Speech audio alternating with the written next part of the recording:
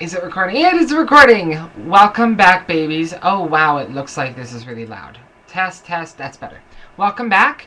Today we're going to talk about audition etiquette. So, at this point, most of you have probably been to your first audition.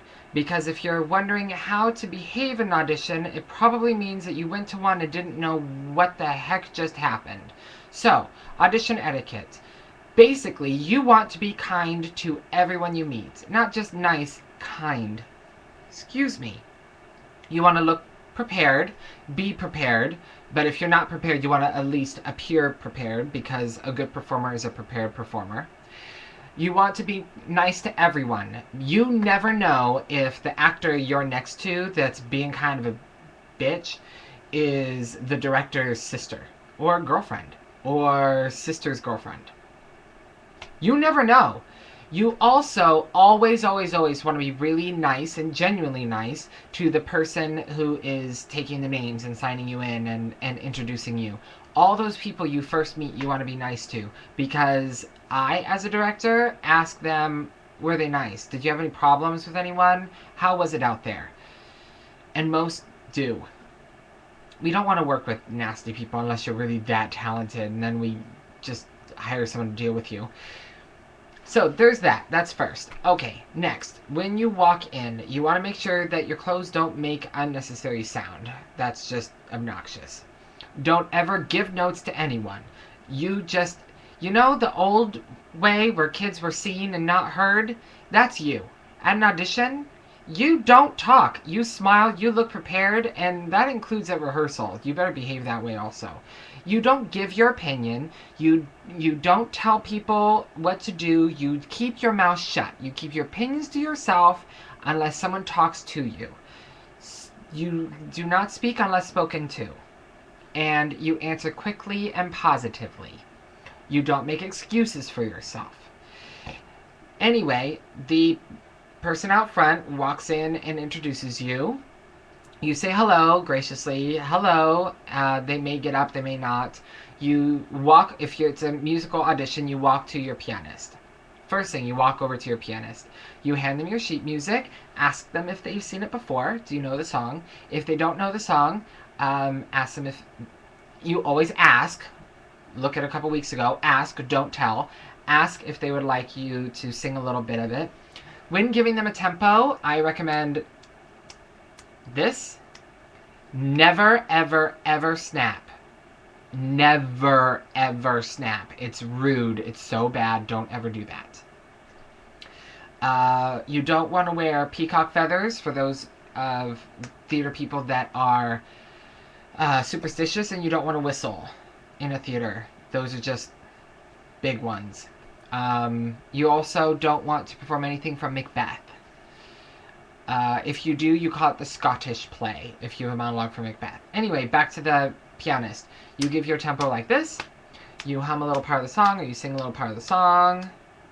You let them know that you will nod when you're ready. And then thank them. You go to center. You do your song first because you did just give them your music. You introduce yourself. You slate. So usually when you slate, if you haven't been taught, do not start talking until everyone from the panel is looking at you, or they say go ahead. Wait. So you stand center stage and you wait, or center of the room, and wait patiently. Then you slate. You give your name, what you're going to sing, what it's from. You don't need to necessarily know who wrote it, but if it's not from a show, then who wrote it. And then let them know that you will also be doing a monologue from this show by this person. Or a monologue written by blah, blah, blah. Do your song. Wait. And wait. Put them in charge of giving you direction to move on. Don't just move on to your next piece. Because what if they want to hear you sing something else? Or want to hear you do it again, but a different way? What if? So you just wait. Then they give you the okay. You perform your monologue, and then you wait. When they say thank you, then you say thank you, and then you leave. If they talk during your audition, look at it like a good thing. They're most likely talking about you. Most likely.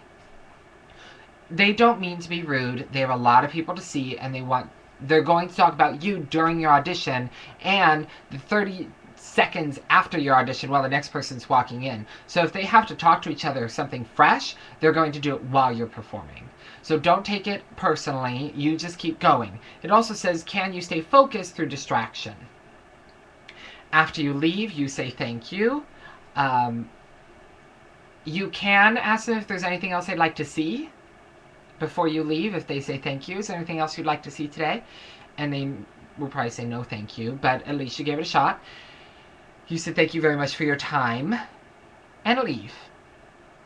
They may tell you about callback information, blah, blah, blah. With callbacks, it is just as important. That is just as important as being nice to everyone, including other performers, and be prepared, be focused, be present.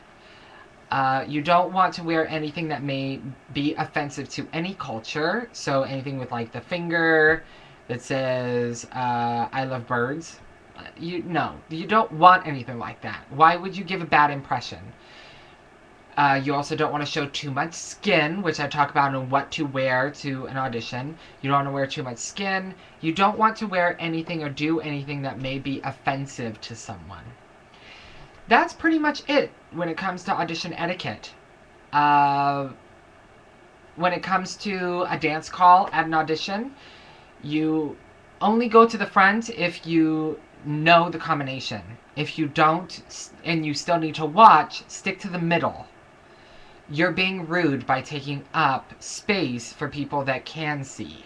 So what should happen is it should be the choreographer, and then behind them, people that learn choreography rather quickly. That way the next people still have people to see, to learn from. And it goes like that, in that order. So and if you have a hard time learning choreography, you want to be in the middle or off to the sides, not directly behind the choreographer. Let the major dancers be there so that you have someone to look at. During a dance audition, if you run into someone, you say you're sorry. If you bump anyone, even if it's over and over again, you kick someone, even if it's an accident, you still say you're sorry. This isn't a car accident where you don't ever take blame. You do take blame. Take blame. Say you're sorry. I'm sorry. For your choreographer, if they give you a note, don't say I'm sorry. You say thank you. So, performers, sorry. Choreographer, director, thank you. Thank you. Thank you. Take their direction. Even if they tell you to do something totally different than they originally told you, take their direction. Always the most recent thing or what seems like the most important thing. Same thing with your musical director. When it comes to dancing in a group, hold your formation. It is bad taste to not hold your formation. Last but not least, do not comment on your audition. Most of the time, if you mess up but you keep going, that's someone that we're good with working with.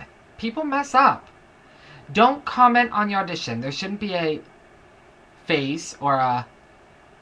We know if you messed up. Don't tell us that you know we know. Keep performing. Just keep performing. Never, ever comment. I was just talking to a friend who saw one of our good friends perform, and she commented on everything she did because it wasn't perfect. You know what? It's bad taste, and no one's gonna want to see you. Reality. No one's gonna want to. So, that's it.